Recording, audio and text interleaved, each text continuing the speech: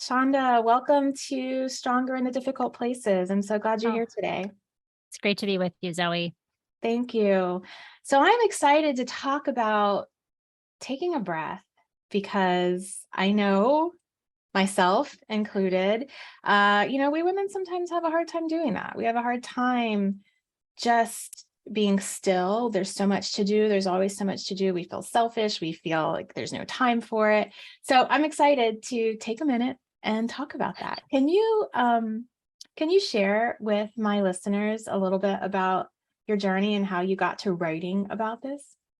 Sure, yeah. So to back up, I'm a psychotherapist by training, as you are, and I've been in private practice probably for about over almost 25 years. And so probably I'm going to say I have two kids. My kids are 20 and 10. And so when my daughter, who's a 20-year-old, was around 3, I came across mindfulness as part of reading that I was doing for therapy. And I was intrigued by this idea. I had been Mhm. doing some yoga, but I really didn't know like what exactly is mindfulness and how would I incorporate this into therapy. So, in order to find out more, I enrolled in my local hospital's 8-week mindfulness-based stress reduction program. And this is a program that's been around for 35, 40 years now. It's international, well researched. And part of the homework is to meditate for half an hour every day. So, kind of like you were alluding to, I am a type A Mhm. recovering perfectionist. And so I was like, I have to do my homework. So I did. So I meditated faithfully a half an hour every day. And after just a few weeks, I was like really amazed at how the idea of stopping and getting still actually made me more efficient, more productive. I Mm. was more patient with my daughter. I was just happier and I felt like time actually slowed down a little bit, my perception of time. And this Mhm. is, this all comes out in the research later. So I was hooked right away. And I continued to meditate faithfully a half an hour every day, went through teacher training and ended up teaching in that program at the hospital for a number of years and incorporated mindfulness in my practice with therapy and coaching. And fast forward to the time when I'm about to give birth to my son and my daughter's about to turn 10.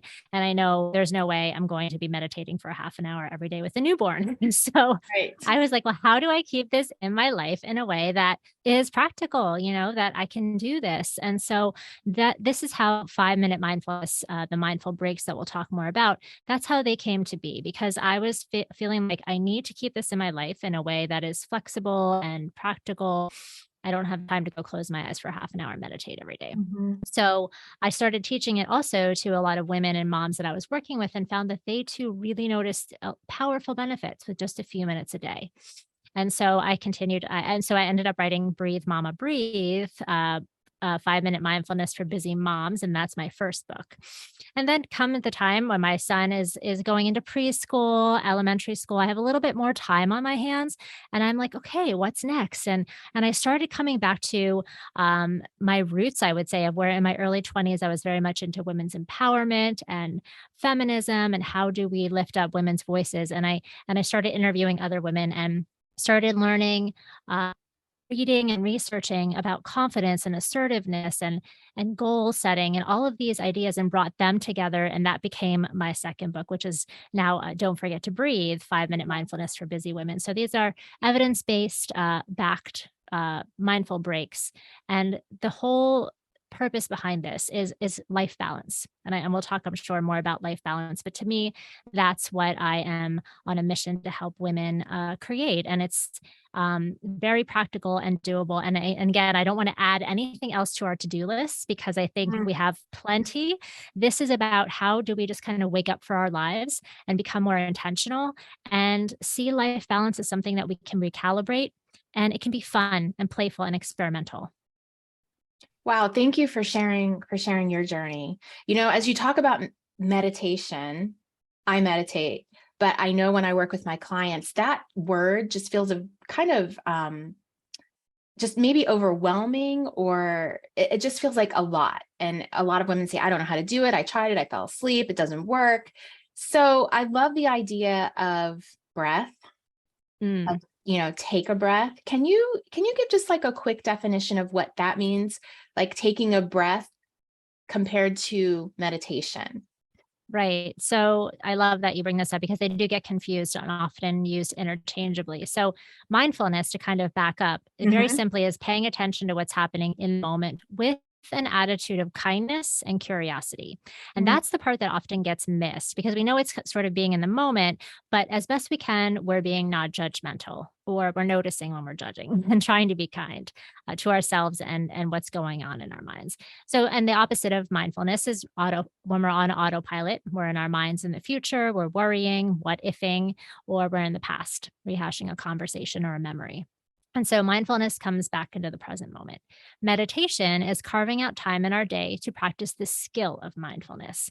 And it is a skill that needs to be practiced. And it can be very simple, but really we choose a point of focus, whether it's Hmm. the breath or sounds, and we allow ourselves to notice that. And then what we notice very soon is that our attention drifts off many Absolutely. Yeah. places, many times. It will absolutely do that Yeah. always. It will not stop. I mean, it may slow down a little bit, but you will never sit down for 5 minutes and not have a thought. Like, good luck. I don't know. You're a machine then or something. So, Well, I but want to that's the stop biggest there and I want to make sure, misconception. yeah, that our listener hears that. So when your mind drifts, you're not doing it wrong. That's right. It's Right. it's waking up when you notice, "Ah, look where I was. I was thinking about what I need to get at the grocery store today."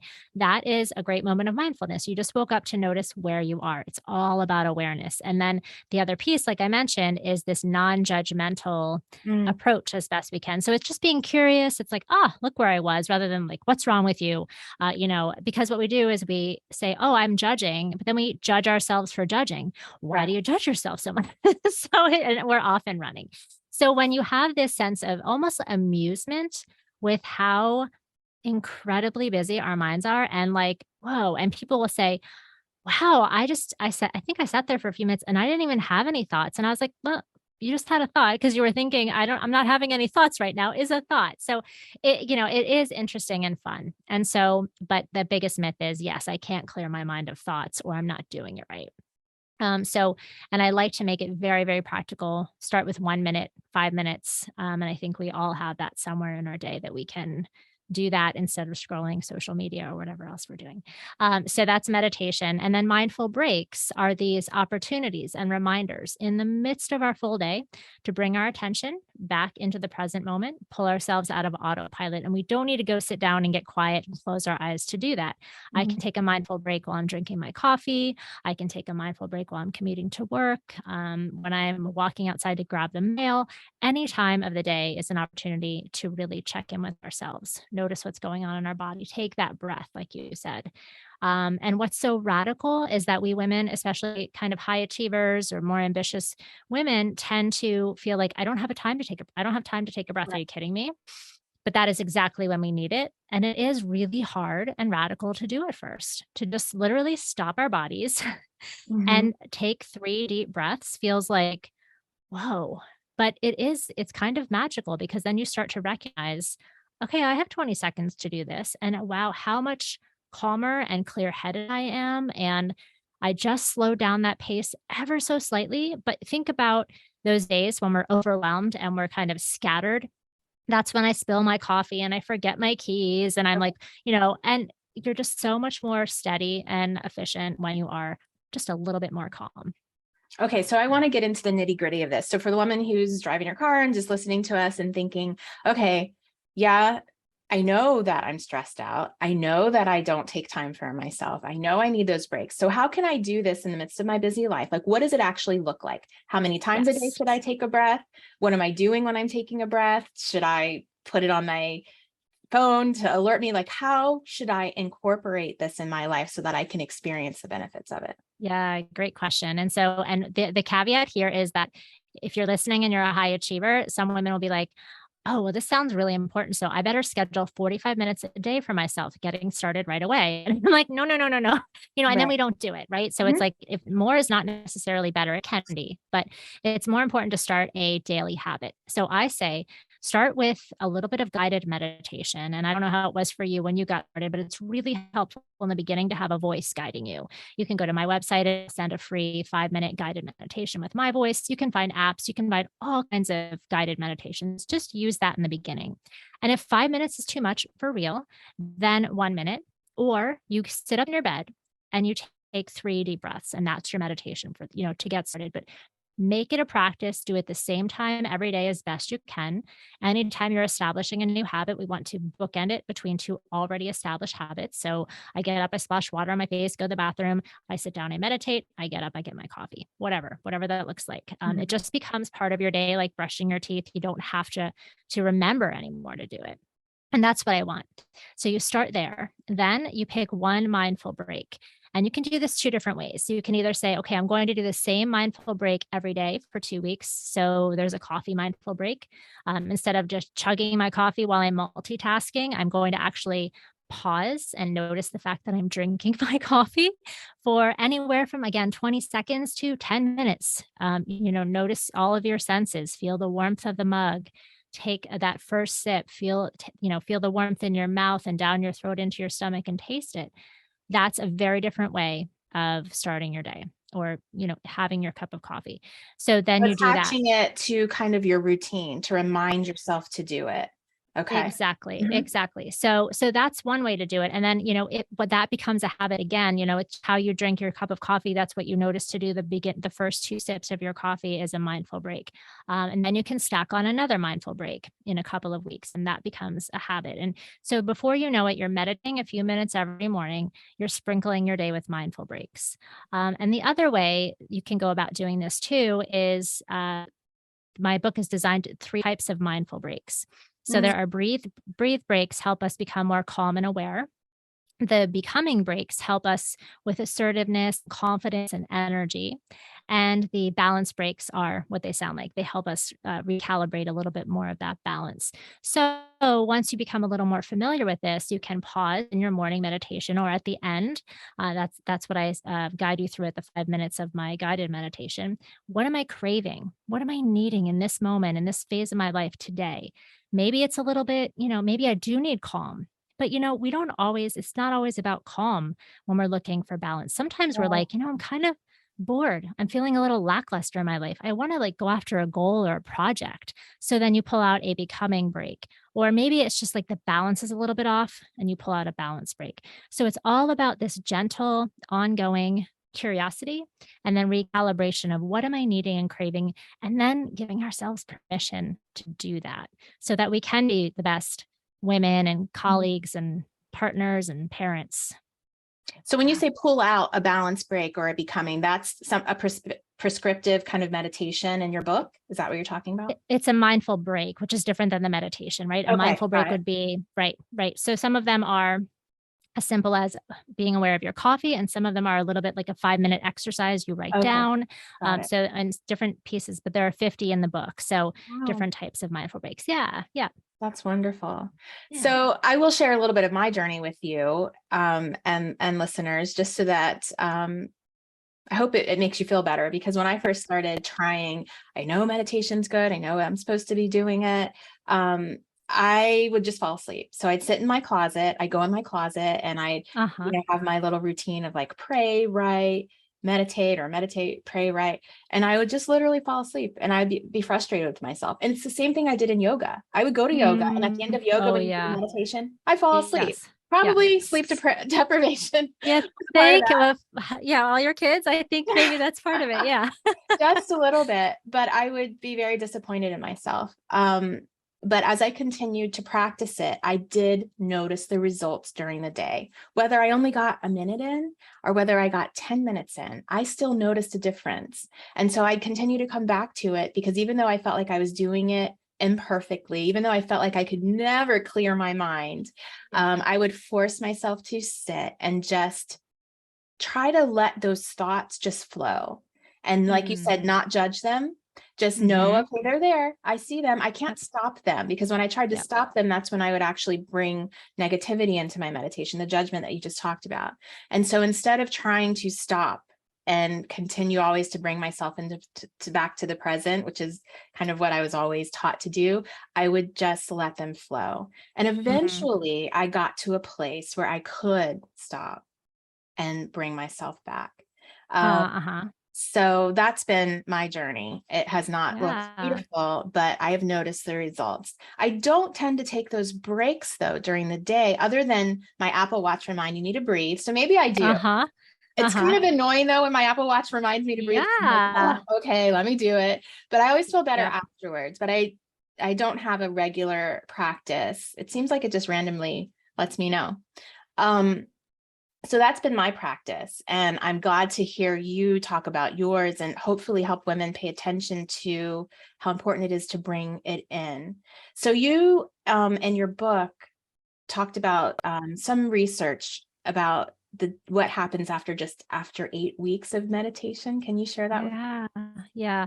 There's so much research out there. It's fascinating. I mean, all the way down. So from our behavior to our mood to chronic inflammation to the cellular level. So, but what research shows is just after 8 weeks of daily meditation, the gray matter in the brain actually increases. And so, just to come back to some really basics, and I'll hit on some more research, but the basics of why would I want to do this? Why would I want to start doing this?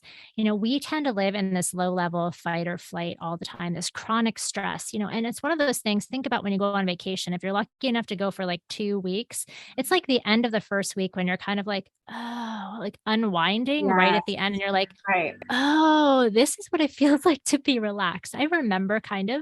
So, think about we're so used to feeling kind of tight and rushed and pressured and, on some level Mm-hmm. that we don't notice the absence of it really. But what we're trying to do, and so what we do know about fight or flight is in our brain, that front part, the prefrontal cortex, it's in charge of planning, Mm-hmm. organizing, being able to see the big picture. That slows down or shuts down when we're in fight or flight.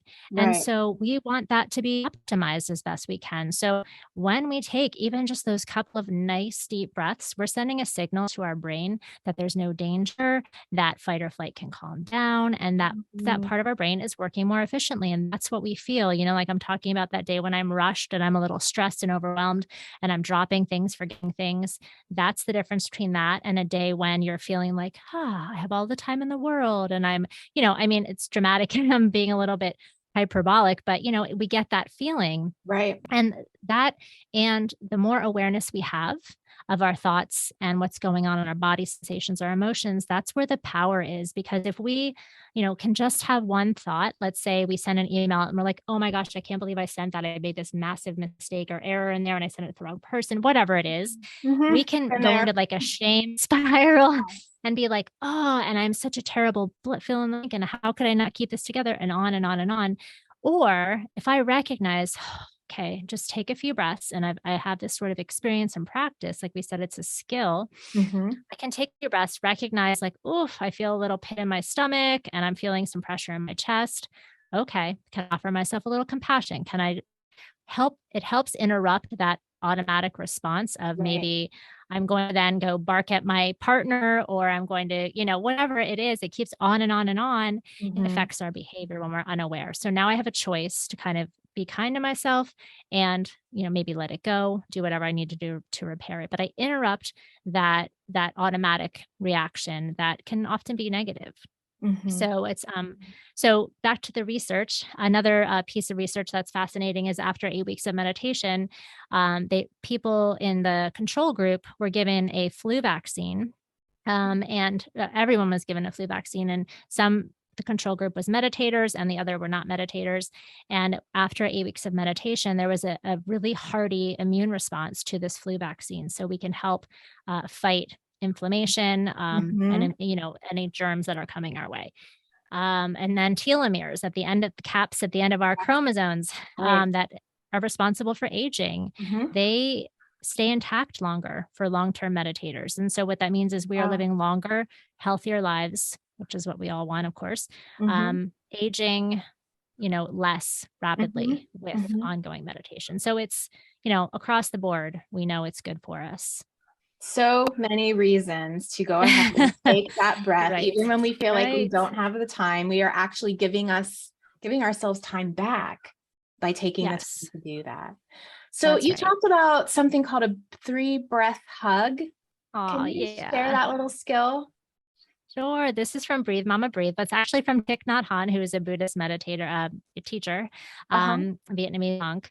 And it's basically it's teaching this to our kids, if or your partner, or whoever is willing, and you just a big bear hug, and then you coordinate 3 deep inhales and 3 deep exhales together, and Yeah. it's very calming. So it's really great with little ones. I share this story of I taught this to my daughter when she was little, and she was like 5 or 6, and I was in the bathroom having like a mommy meltdown moment, and she Mm. slid a note under the door that said, "Meet me in my room for a 3 breath hug." Oh, I know, it's so cute. wow, that So is sweet. so they love it. Yeah. And it's calming, it's connecting, it's just a good way to calm our nervous systems down a little bit. Mhm. So, for women who have a lot going on, whether it's conflict in relationships, trauma that they're, dealing with, and their lives feel very, very hectic, Mm. um, or maybe they're just in a space of disappointment or depression, things in their life is just, it's not going well. Do you have any encouragement for them about how to maybe start up this practice when they're really not feeling motivated at all? Yeah. Yeah, that's a big one. And I think, I say this often in general to women as we tend to be so hard on ourselves. And we know as therapists, we want to talk to ourselves the way we would talk to somebody we really love and care for. So anytime you can give yourself credit for even if it's feeling really hard right now, get out of bed, for Mhm. getting out of bed. I mean, Right. whatever it is that feels a little hard and you're doing it, ongoing, talk to yourself and give yourself credit. Be kind to yourself. Give yourself permission to act in a loving way, a kind way toward yourself. And so, I talk in this book too about there are so many continuums on the balance scale. We want to be ideally, when we're talking about coming more to the center for balance. Some of us are overdoers, kind of overachievers. We fill up our plates too much with things. That's kind of our MO. Mhm. Some people have trouble getting motivated, and so it's like they need kind of that nudge and that push to get going. So knowing where you fall on these kinds of continuums, so okay, my place to work is to be really careful about not overscheduling myself. I have to actually schedule open white space in my calendar. Yeah. Somebody else might say, okay, I tend to be, I want to just lay on the couch and not move sometimes. I need to schedule time with friends. Like I need to do this. It's part of what I need for my self-care to be kind and loving toward myself. What are those actions? And so, really, I would say just pay attention to how you're talking to yourself, and if you find yourself judging yourself, welcome to the club. We all do. And, Absolutely. you Yeah. don't need to judge the judging. Just talk kindly to yourself. Right. It Yeah. often always comes back to self-talk. It just does because Yeah. we Yeah. influence ourselves so strongly through our own self-talk. I say it all Oh, the yeah. time because it's so important and it's real. Before Yeah. we close, can you talk about a snap break and what Sure. that is? Sure. So this is when I think this is also from Breathe Mama Breathe, my first book. And I'm thinking when I wrote that, I was coming back from a meeting and I walked into the house. My kids were little at this point, probably like 2 and 12, and there's like homework chaos, and my little one was running around, and I was like frazzled, and I was like, I need to go. I'm going to lose it because I just can't take all the chaos at the moment. And I was Mhm. already feeling totally tapped, and I knew that about myself. So I went to my closet like you that's where I that's where I would go. Yeah. And I know they could find me, but I was a couple of doors they had to go through to get there. So it was like Mhm. bought me a little bit of time. And snap break is very simply stop, notice, and we notice often it's helpful to notice body sensations. What's Mm. going on. I felt pressure in my chest. I felt my heart was racing, tension in my jaw. Right. So noticing that, allow and accept. So, because what we know about the unpleasant sensations or emotions is we want to resist, we want to push them away. But with mindfulness, we're working with sort of a different approach. That our perspective to that, our relationship is kind of allowing, and then if I can do something about it. So, it's noticing, it's stopping, noticing, allowing, and accepting, and then proceeding. So, pause, you take a few breaths, and then you proceed to the next part of your day. So if there's something to be done, sometimes Right. just noticing and allowing and kind of lets it pass. So it's really, again, interrupting, that fight or flight. Because if I would have stayed in that kitchen with all that chaos in my state of mind, it wouldn't have been pretty. I would have been yelling at my Exactly. kids. I would have felt terrible. We would have had a terrible night, on and on and on. And we know this, but I came out and it was okay. And I Yes. shared about like a kind of mommy dearest went into the closet with the wire hangers. And, then the nice mommy came out. And so Yeah. everybody wins then. And so it's, if we can't give ourselves permission for ourselves, which I would love, do it for your kids, do it for your partner, do it for, your friends, your people around you, because they will benefit. There is, we know there's that, trickle down effect. I Yeah. mean, mirror neurons and everything. We absolutely Right. pick up on other people's emotions. And so, yeah. I love that. And we can apply that in all aspects of our lives because when we are busy, when we are just moving forward, we feel like we always have to react and there's no time to take the space. But like you said, Mm. if you have a little bit of delayed gratification and understand by taking the space, whether you're at work and you need to go into your bathroom, which is what I often talk to my clients about, go to the bathroom, take a Oh, bathroom, yeah.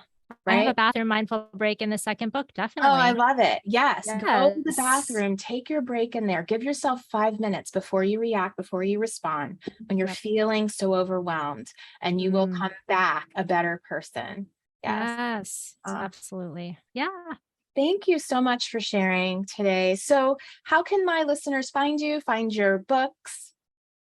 Absolutely. So it's Shonda Moralis, ShondaMoralis.net. I'm on Instagram, LinkedIn, Facebook, and you can come over to my website and I'll send a free 5-minute guided meditation and a guided coffee mindful break. Oh, And there's also three sample mindful breaks you will get as well if you sign up. And books are anywhere books are sold. great. I will put all of those links in the show notes. Thank you so much for sharing that free gift with my audience. Is there any last thing you'd want to say to a woman who's considering maybe I do need to take some space and time and breathe? Yeah, definitely. So don't take my word for it, get clear on what is your why? Like what is your motivation for doing this and just have fun and experiment with it. Try it out for 2 weeks every day for a couple minutes, 2 weeks. I believe we all have those 5 minutes we can Mhm. carve out somewhere in our day and just test it out and see what you notice. You never have to do it again if you don't like it, but I think you will find you'll notice some positive benefits. Beautiful. I love that. Thank you so much for coming on the show. Oh, thanks, Zoe. It was great to chat with you. Take care.